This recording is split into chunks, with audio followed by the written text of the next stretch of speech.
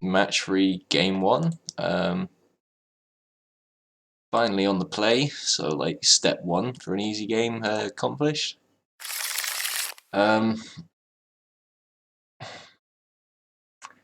Yeah, I can't remember if I keep or not. So like incentive to keep. Do have like turn 2 discard into turn 2 push. I think if this wasn't a Field of Ruin and this was a second black source, I would be. Let me see if I keep it or not. But I think this hand just has like too high of a fail rate on the play. If I was on the draw, so I had like more looks at a second black source to kind of go Thoughtseize into Liliana, push at some point. But the fact that like I have a tapped black land, I have just a bit of a concern that this hand is just potentially too slow against a lot of things. Plus, like the Unearth being a dead card for the foreseeable future until I draw a threat. So I'm pretty sure I ship this one. Yeah, this hand is like way better. Like turn 1 Inquisition, turn 2 Goyf, with like plenty of removal to back it up. So I just wind up bottoming a swamp here.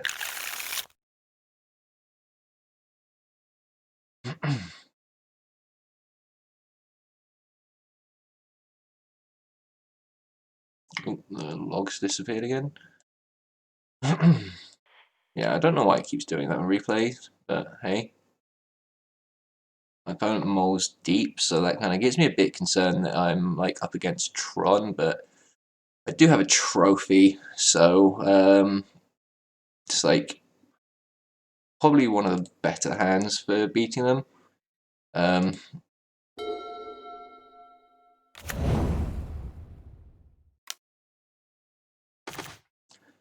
But I see something interesting. My opponent was on a bit of spicy brew, I believe, because it was like a blue-black Archfiends Vassal, I believe is a card, Lurrus deck, with kind of like flip Jace as well. So considerations for the discard here, like Jace would be a consideration if I didn't have the push. Like Fort Scour is possibly like would be a consideration, but the Spell Pierce is the obvious take here because if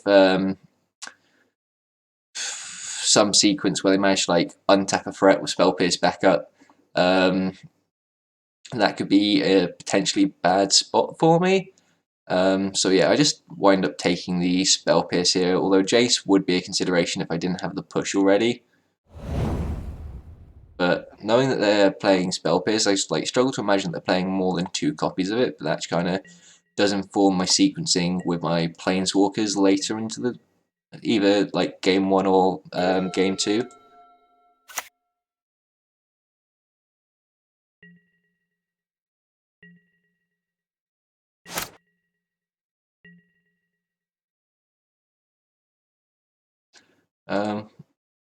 So I know that my opponent just has Jace Fort Scar in hand, so I think I just play out the Goyf here.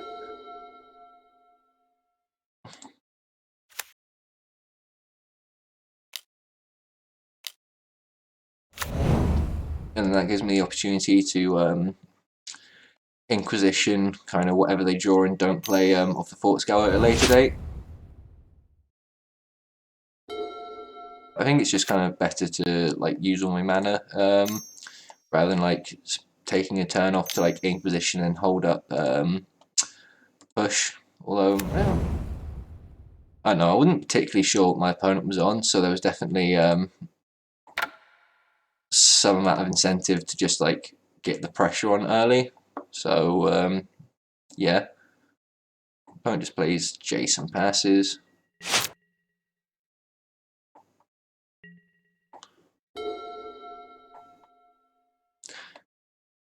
So I play at the Bauble, Bauble my opponent here.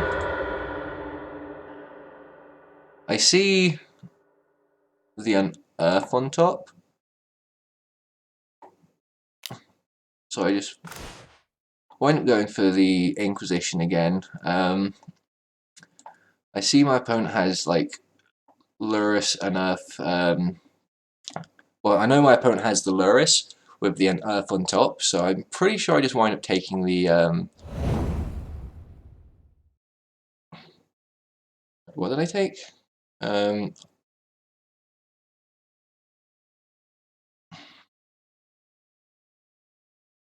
Well, maybe I had the Unearth in hand. I'm not sure, but I take the Unearth because discarding the Lurrus with Unearth in hand is just kind of like not the best proposition for me. And then I just push the Jace here because it's more than likely that I get to just like trophy the Lurrus fully, untap and replay the Jace. But now I'm a pretty big Goyf shipping in. Find my own Lurrus, but I believe in this game we both just get stuck on 2 mana. So my opponent drew the second Unearth. Draw the Decay, which was like probably the best draw I could have got at this point. So pretty sure I just decay the Jace and get in again. Yeah. My opponent misses a second land drop again, and that's just kind of the story of this game. We both just get stuck on 2 lands and like both draw nothing but 3 drops. But I just have the Goyf in play.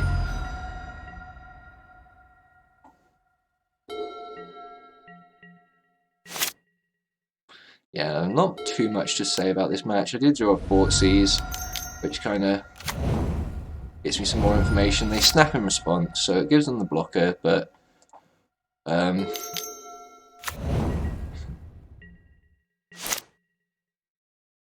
about the lesser Manticore, I guess like it's a discard outlet, like as well as persist. I'm not like again, my opponent's on a bit of a brew, and like, while I don't know too much about the format, I'm pretty sure like lesser. Is that even Masticore? Masticore? Whatever. Yeah. So draw an Inquisition. So ship it again, force the chump, get the village rights.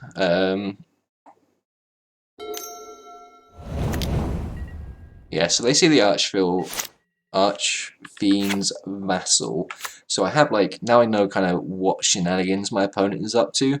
Again, finally find my 3rd land. Kind of force the chump here, and then I just get to develop Liliana, downtick, all the good stuff.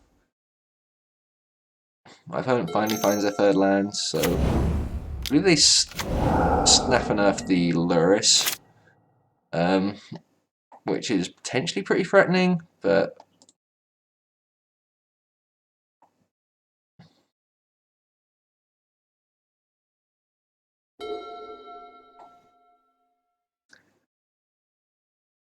yeah, like just I'm pretty sure like I can just force the chump with the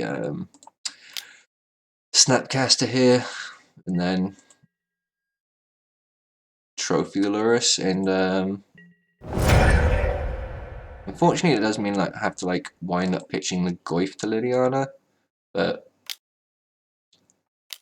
with the Lurrus in hand it's not the worst thing in the world, although it does ramp my opponent a bit when they've been missing land drops, but they're completely empty-handed, so I don't uptick the Liliana here. Interesting. I guess, yeah, my opponent has no cards in hand. There's no point of just, like, pitching the Goyf and ulting it. It's, like, probably not going to be relevant, so, yeah, that's completely fine. And then my opponent just scoops it up. So, nice quick game. Unfortunately, like, my opponent got stumbled on lands as well as I did. And, like, Goyf is just kind of a strong card. So, yeah, that's all was written. So match 2 again. Maybe I should just do that before hitting record, but hey. So match 2, match 3, game 2. The first one was a bit of an easy one, but we take 3 wins when we get them. I didn't sideboard too much here. I just kind of cut the Hexdrinker and the Unearth, brought in and trimmed a Bauble, and brought in the spell bombs in one Ashiok. Like, my opponent's pretty graveyard reliant, so I wasn't entirely certain how hard of the grave hate I wanted to be, but I feel like just 2 Spellbomb and an Ashiok is fine.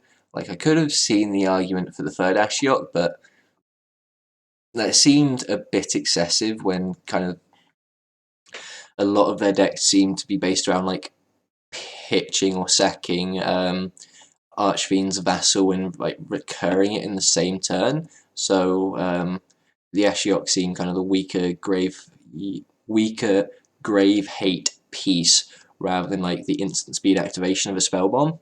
And as well as like a Cling to Dust, so that should probably cover me on that front. Although I never draw any of my grave hate this turn, but this game, but it doesn't wind up being terribly relevant.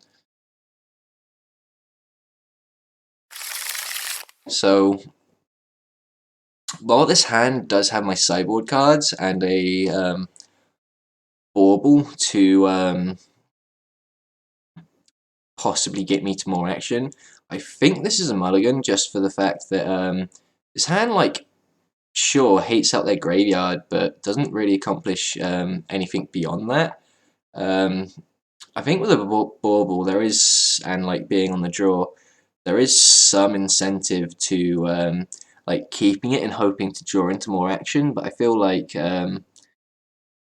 also with no removal on top, like I have single use grave hate, but I just have a bit too much of a risk to just getting really outvalued by a Lurrus and just kind of like not mid ranging too hard with this hand. So I think it's very borderline, and like this hand possibly could get there with the Bauble redraw, spell bomb redraw, but I think it has a bit too much of a failure rate, so I think it's a discipline mole, and I could see an argument for keeping it, but I'm pretty sure like I want like disruption into threat really, because their deck can grind, is like we see a lot through this match, and I think this hand is definitely better. Like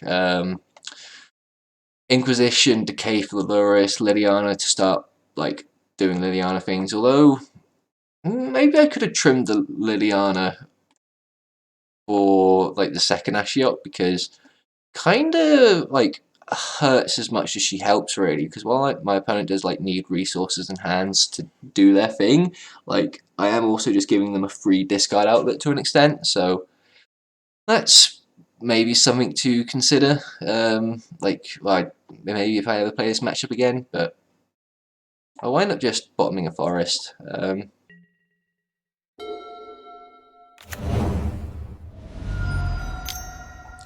Opponent leads on the Thoughtseize. I believe they take the Inquisition here. Yeah, which I'm not sure what the context of the hand is at this point. Maybe it's particularly vulnerable to disruption, but seeing as I have like all the lands and the Liliana, like I think Liliana probably should have been the take there, but I don't know the context of my opponent's hand, so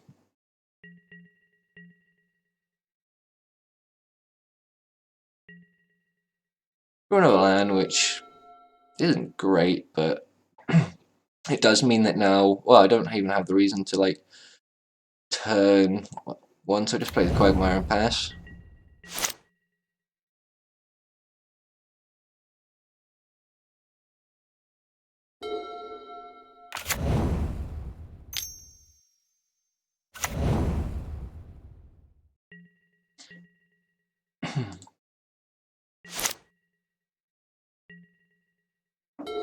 Draw more Liliana, which isn't good. Let's play the land pass. They do have village rights as a sack outlet to get the Archfiend's Vassal, but I'm a lot more concerned about Lurrus, so I don't think like there's any situation where like it's worth decaying the Vassal to deny the village rights, especially when they have mana up to begin with. So they should do it in response. That would like be pretty devastating, but my opponent has no play. I feel like at this point they're waiting to I'm pretty sure at this point they're like waiting for the extra land so they can like Lurrus Vassal on the same turn. So I'm pretty sure I just play out Liliana. So there is some consideration for playing out the Goyf to attempt to start clocking them, but I feel like it's just a situation where like possibly I can develop a Planeswalker assuming my opponent doesn't have permission. Let's see what I do and then work from that. I'm pretty sure it's just develop a little. Oh no, it is the Goyf. Yeah, no, because I saw Spell Pierce in game one, because then it just kind of like maybe I'm playing like directly into removal here, but I feel like the opportunity to start clocking my opponent and is possibly better here because then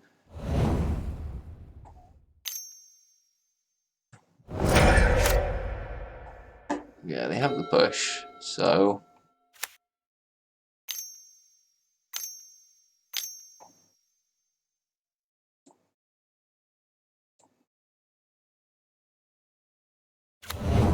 yeah, they have the Lurrus into the Archfiends Vessel,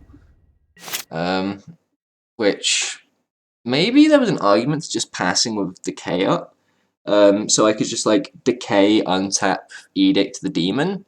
Well, I guess it wouldn't matter which one I decayed in that spot, but that's possibly a better line because I think I wind up like taking 5 damage unnecessarily at this point, and then I have Planeswalker in play. Just kind of be in a generally better position.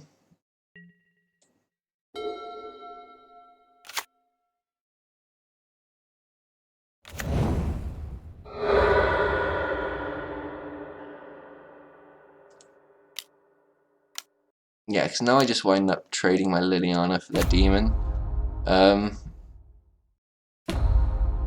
Yeah, so I don't wind up getting punished for it, but playing out the Goyf to begin with in the face of like likely removal was definitely a mistake, and I should have just passed with Decay up. Seeing as I like pretty thoroughly sniffed out that my opponent like didn't have a play last turn because they were waiting on the mana to Lurrus and Archfiend Vassal in the same turn. So maybe I wasn't aware of it at the time, but like it seemed like such an obvious sequence that like I probably should have been. Yeah, no, that's like it doesn't wind up actually mattering in this game, but like if I did do that, I would have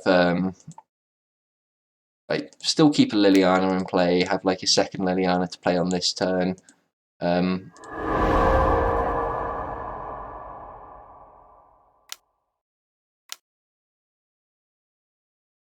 yeah, so now they brutality my decay, so like I'm now in a pretty bad situation, and I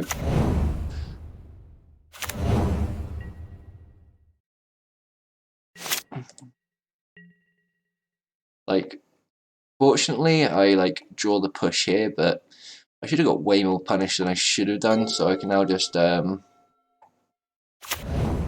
off the field, push the Lurrus, and still have the mana to do it through a Spell Pierce.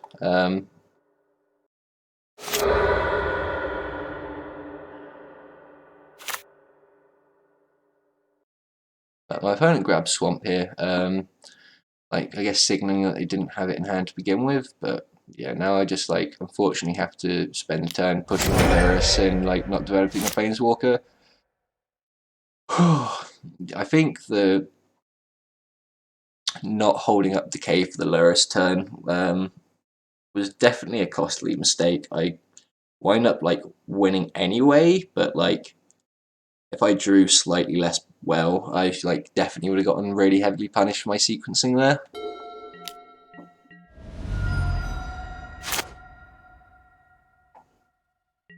Yeah, because now I like drawing like another Liliana. I have the ability to play it through Spell Pierce, which I maybe my opponent sided out this game, but I don't know. That's the thing about Spell Pierce; it always gets you when you're least expecting it. Um,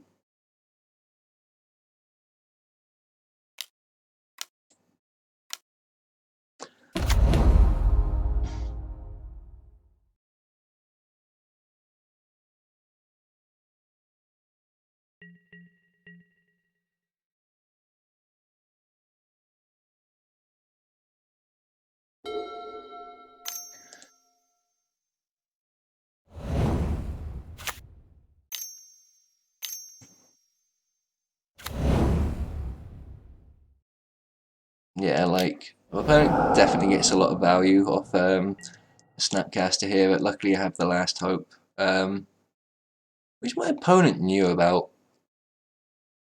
I think maybe they had a second Snapcaster in hand.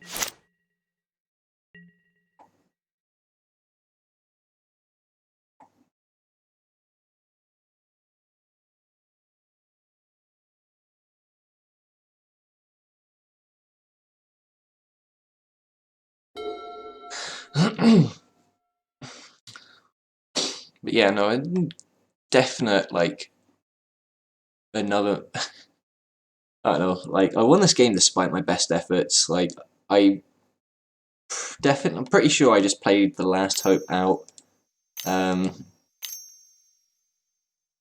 upticked on the Snapcaster, and then wind up pitching a Liliana to the Liliana.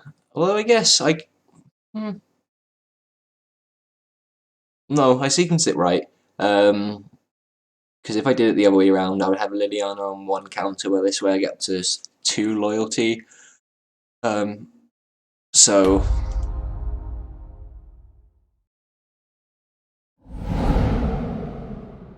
my opponent pitches a Spell Pierce, so like playing around it. Well, I say playing around it, like waiting on my Planeswalkers until I had 5 mana, definitely paid off.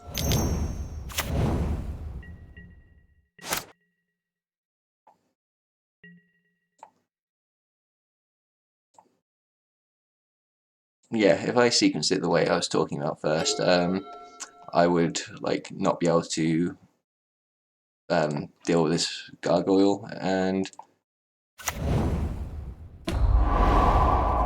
yeah, so I sequenced it right, but it's always kind of good to be aware of things like that. Get back to the Goyf. I think it's just the rest of the game here is just me bringing back the Goyf every other turn. Not every other turn, just like continually bringing back the Goyf, and my opponent just has all of the pushes in the world.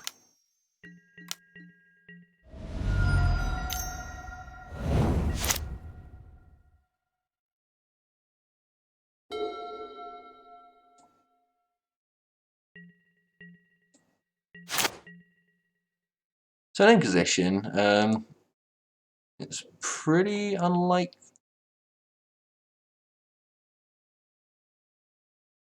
I can't remember if it hits or not, but I'll take the Liliana, fire off the Inquisition just on the off chance that I actually hit anything.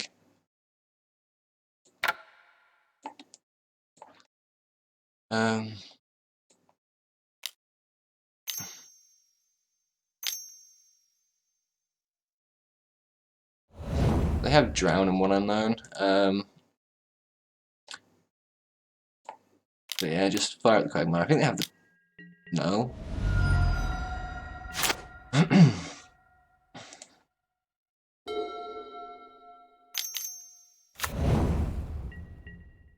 Oh, right, my opponent maybe had the Bitter Blossom in hand.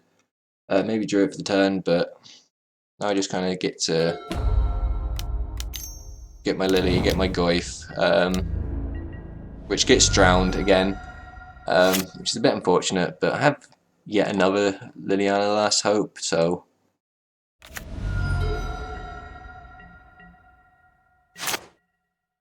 I think there wasn't really much more to this game. Like it was just me upticking on Bitter Blossom tokens until eventually I won. But yeah, I fire up the Quagmire, get in again. I think there's some consideration to upticking, playing the second Liliana. Oh, that just skipped through rather quickly. The previous turn, like upticking on the token, playing out the second Liliana, and grabbing the Goyf again. But I saw my opponent was playing Eliminate in their deck, so I don't want to like expose myself too badly to removal and then just have my Tarmogoyf blocked by Bitter Blossom tokens for the rest of the game. So I think That's fine. I draw another Goyf anyway, which is getting pretty big now at 6-7. So yeah, again, this turn's like fairly telegraphed. Just uptick on the token, play out the Goyf.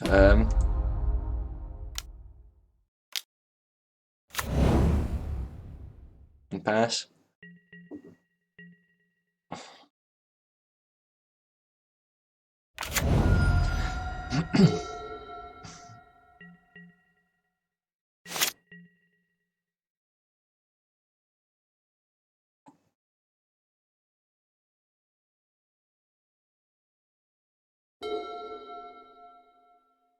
But yeah, again, just like nothing particularly interesting happened this turn, I don't think. Oh. I chose to force the chump to get the second Goyf back into play, which definitely got rewarded by the fact that my opponent had drawn a fatal push. I don't know, maybe it was a small mistake on my opponent's part chumping with the token rather than just pushing the Goyf attacking and then being able to like pick off my Liliana. But yeah, my opponent like found a pretty good draw in Village Rites, so they get like is it 2 or 3? They get 2 fresh cards. I think it's Snap Push. I think. Or Snap Eliminate, sorry, for the Liliana, but rewarded for saving this this Liliana in the back pocket. So I don't know, Last Hope really putting its weight in this matchup, because yeah, again, like play the Lily, uptick, swing with the Goyf, and that's enough for my opponent who packs it in. But yeah, that was definitely a cool brew going on with my opponent there, but like it seemed like they just drew kind of too much air like this game, although I don't really think that I should have won it. Like if it wasn't for my opponent flooding out a bit towards the end, like I got so punished for playing out the Goyf and not just holding up Decay for their like Lurrus plus Archfiend Vassal turn, because then I would have been like in a stronger spot. Like probably enough turns would have gone by so that I'd had a chance to like ult the Liliana and then like just resource depletion and whatnot, which the card's famed for. But yeah, so good game. Didn't play particularly well, but it didn't matter in the end anyway. But yeah, that's kind of like why I'm doing this video series to begin with, because there were a fair few interesting matches in this one, and I don't feel like I played particularly well, but still just kind of like came out doing well anyway. But replay analysis, that's kind of what